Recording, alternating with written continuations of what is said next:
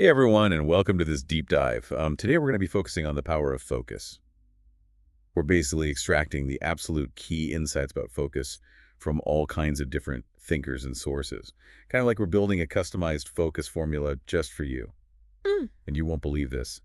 There's actually a surprising connection to Bruce Lee that we'll uncover. Yeah, that's really interesting. The thing about focus is that I think we really underestimate it as people. We often think of it as just about like getting things done, checking things off our to-do list. Yeah, for sure. But actually, it's so much deeper than that. Right. It's like that Bruce Lee quote, "The successful warrior is the average man with laser-like focus." That always makes me think, like, what could I achieve with that kind of focus? Exactly. It's not just about achieving specific things, though. It's literally about how focus shapes your reality. It influences what opportunities you see, the decisions you make, even the results that you get. Take, for example, George, the software developer. Okay. For years, he was all over the place with his projects. I feel personally attacked right now. Yeah, I mean, who isn't? So true. His desk was a mess. His code was unfinished. So how did George turn things around? Did he just like tidy up his desk? Well, that was part of it. But the real shift was internal. Okay. He came across that Bruce Lee quote, Uh-huh. and it really clicked for him. He realized he needed to focus all of his energy on just one app idea. Makes sense. So he chose to create a productivity tool for freelancers. He cleaned up his workspace, he turned off all distractions, and he just really committed. Okay, so it's not just external then. It's about this like inner commitment too. Exactly. How does that actually work? I mean, does it really like change your reality? Well, think about it this way. Your mind is a magnifying glass, and your attention is the sunlight. Scattered attention. It's like weak sunlight. Yeah. It might feel kind of warm, but it's not going to start a fire. Okay.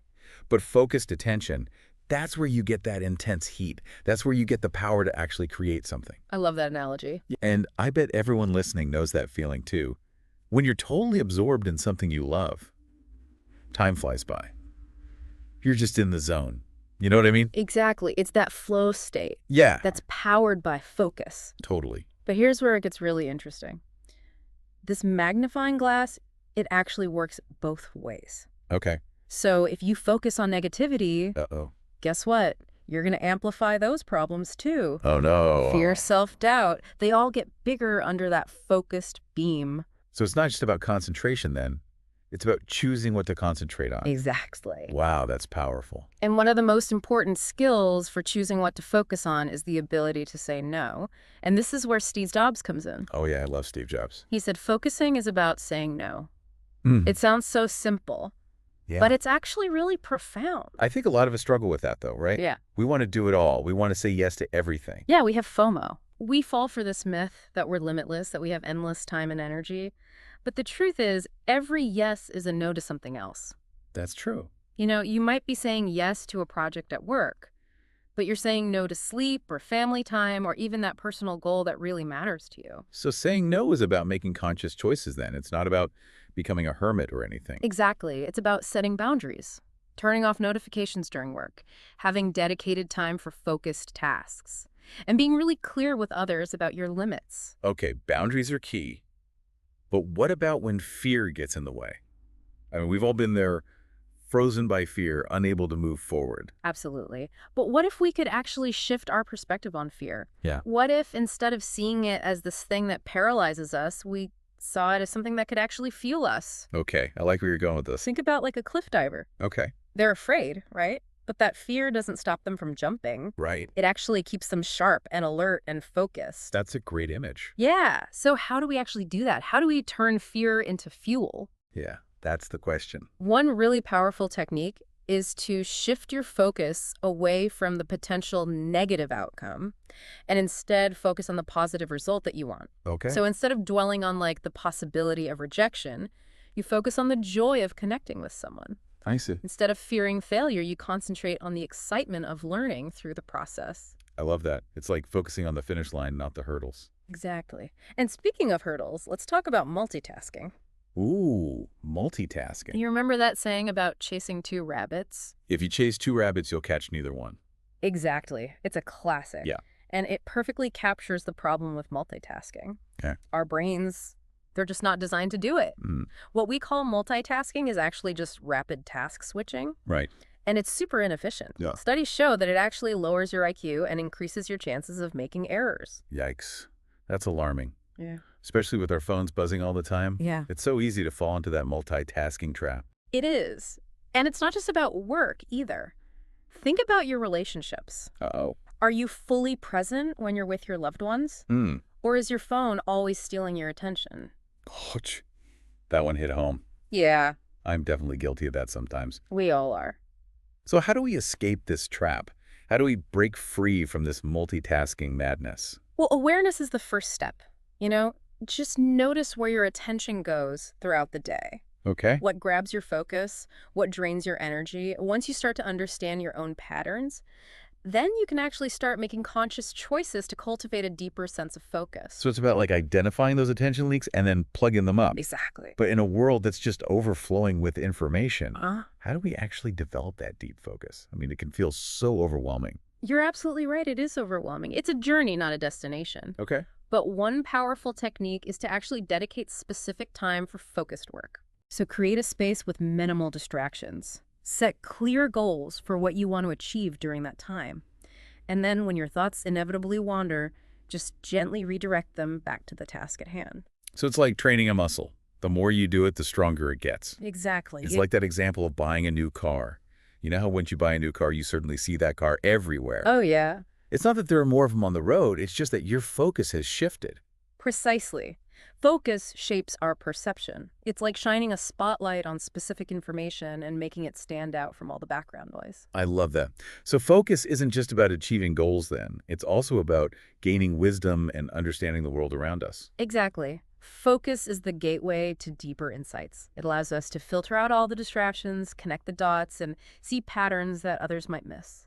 Love that. Hmm. And speaking of seeing patterns, I love the story of Harry the chef, who was inspired by an 80-year-old oak tree to pursue his dream of opening a farm-to-table restaurant. Oh, wow. That's a great story. Yeah, he had this vision, Mm-hmm. and he worked toward it step by step, Mm-hmm. resisting the temptation of all those good opportunities that came his way. Right. He stayed laser-focused on his ultimate goal. He had that long-term vision. Totally. Yeah. And he wasn't afraid to say no to distractions, even the ones that seemed promising at the time. That's so important. It is. Yeah. That's a valuable lesson for all of us, I think. Absolutely. Maintaining that long-term focus, it requires a lot of discipline. Right. But the rewards are extraordinary. Yeah. It's like planting a seed and nurturing it over time, watching it grow into something strong and magnificent. And sometimes that seed is our own potential, Yeah. right? But in a world that's constantly vying for our attention, how do we cultivate that laser focus, Mm-hmm. especially in like a competitive environment? That's a great question.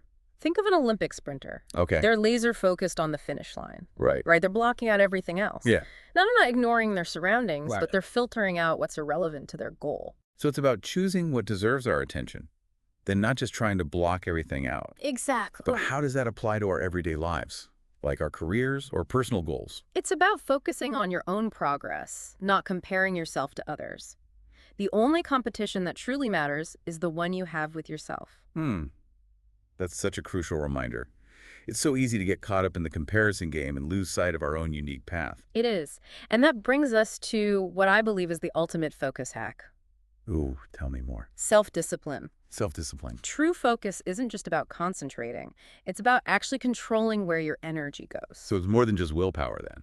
It is. It's about aligning your actions with your values and your goals. It's about making conscious choices even when they're difficult. You know, it's funny. We often think of discipline as being restrictive, Right. but there's also this sense of liberation that comes with it. Absolutely. Letting go of worries and anxieties that are outside of our control, focusing on what we can influence. That's incredibly empowering. It is a self-discipline, frees you from the tyranny of reactivity. You're no longer at the mercy of every distraction, every impulse. You're the captain of your own ship, steering it toward your desired destination. Okay, I'm signing up for captain's training. But how do we actually cultivate this level of self-discipline? Yeah. I mean, it sounds almost superhuman. It's not about becoming a superhero overnight. It's about making small, consistent choices, Right. regularly evaluating your thoughts and actions. Okay. Asking yourself, are these things within my control? Are they the best use of my energy? And if not, then you redirect your focus. So it's a continuous process of Awareness, evaluation, and adjustment, kind of like fine-tuning an instrument. Exactly. And just like a finely tuned instrument can create beautiful music, a disciplined mind can achieve extraordinary things.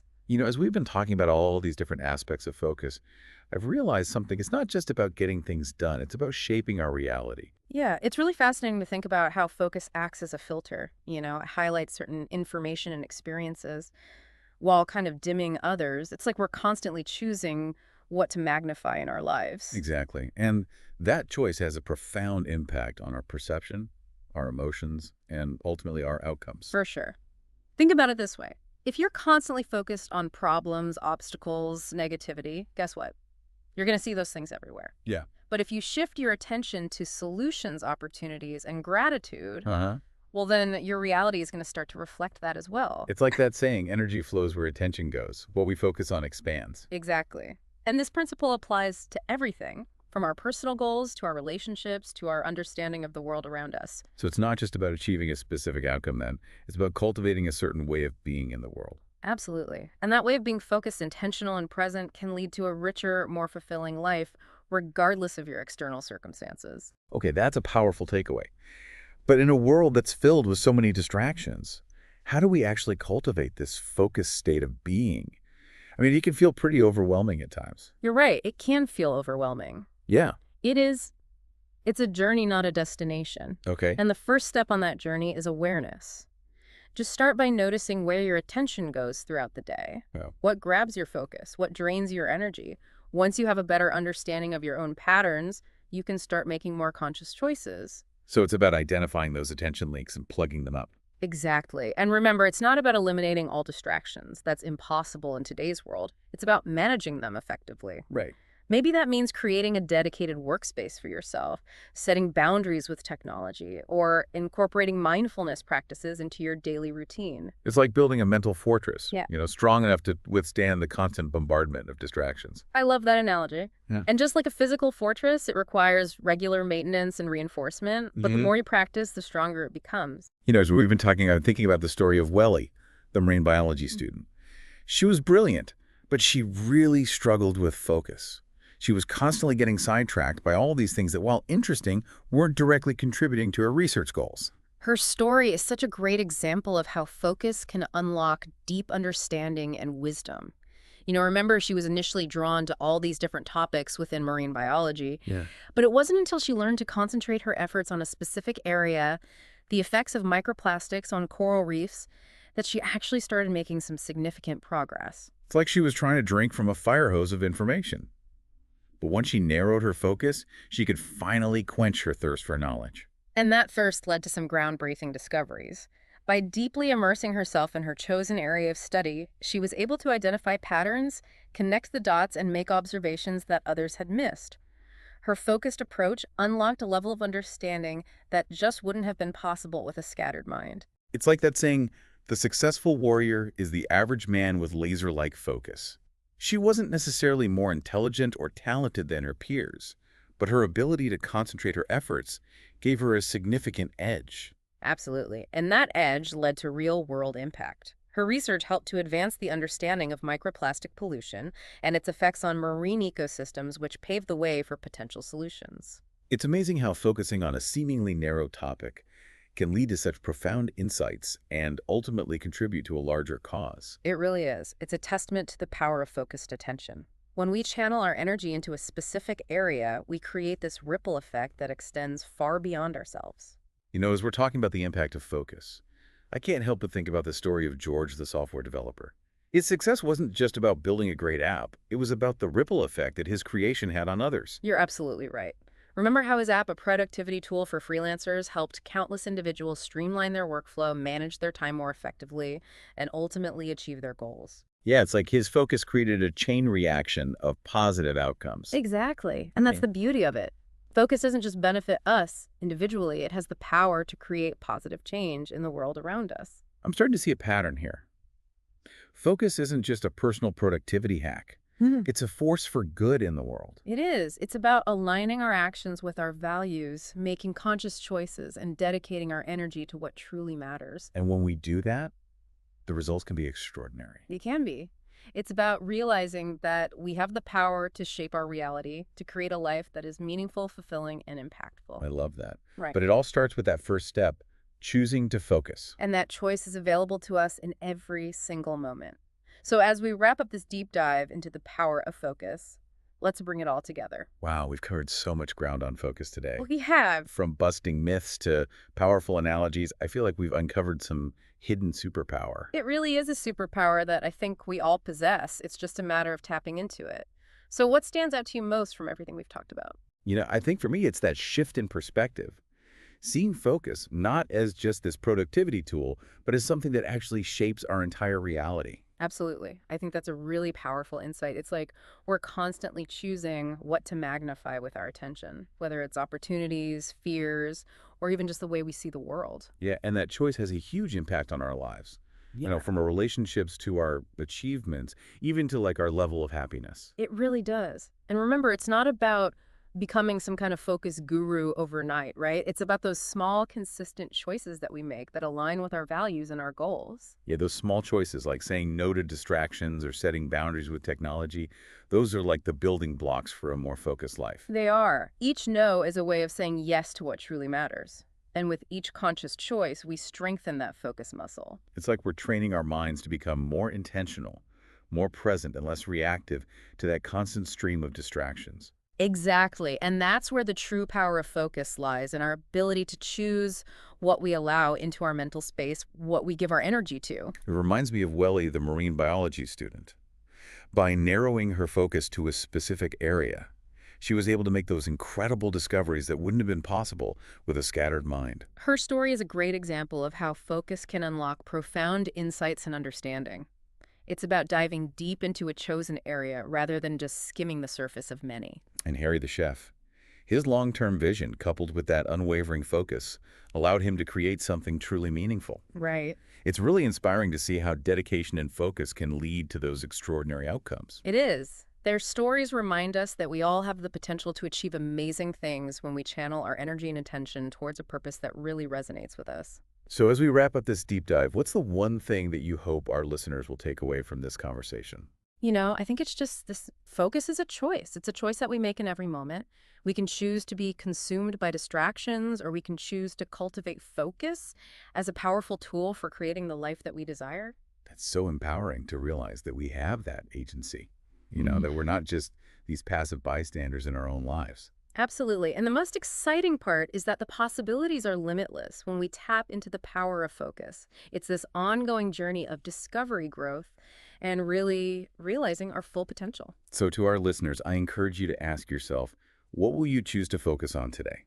What change will you create in your life starting right now?